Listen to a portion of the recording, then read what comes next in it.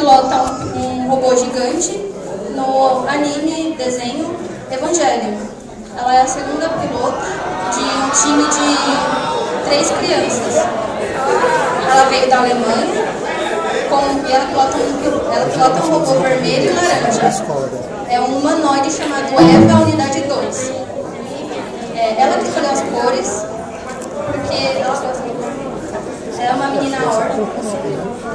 A mãe dela se matou, foi massacrada, mas ela trabalhava na organização.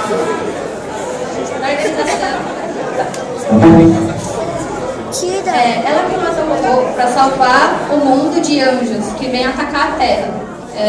Uma organização chamada NERV, que se localiza em Tóquio. Ela se muda da Alemanha para Tóquio para proteger a cidade e o mundo. Eu esqueci de falar para vocês. O ganhador receberá R$1.000 de prêmio.